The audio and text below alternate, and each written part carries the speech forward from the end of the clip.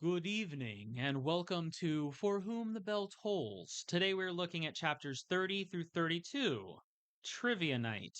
Now, the best laid, pun not intended, plans are bound to fall to ruin sometimes. The women have plotted to be a huge distraction at trivia to try and get an advantage, but most of them were equally as distracted. The men organized a rotation to let each of them stare for a brief time while the rest focused. Unfortunately, demons and deities are subject to the natural world of diverted blood flow. And instead of retreating so that Lily can cool off, Belle saunters off to join her for a little of the exact opposite.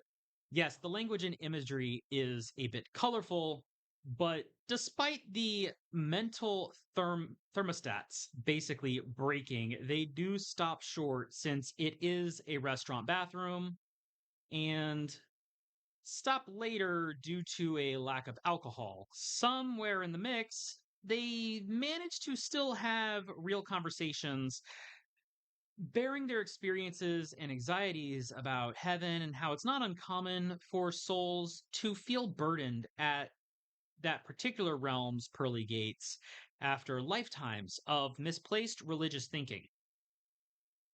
Certainly, the people of heaven are fine folks. It is portrayed as there's a respect for genuine, caring believers.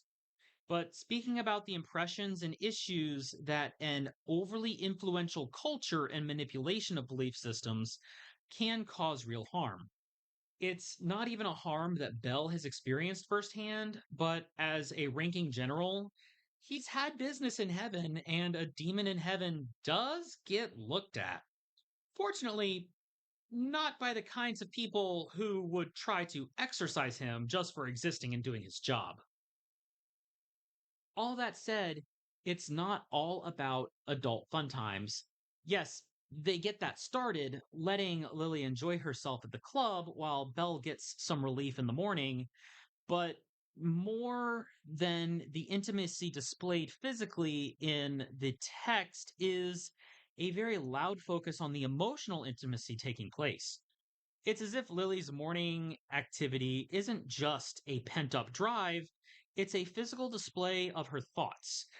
Before cutting loose, she makes sure to tell Belle what she really thinks of him, having realized she may have neglected to do so, despite his repeated instances on having some choice words of wisdom to comfort her and reassure her when she's vulnerable. Though, to be fair, he's probably been around a bit longer than any number of collective years she can actually remember. Unfortunately, for the collapse of their resolve and inhibitions, however, work seems to be calling.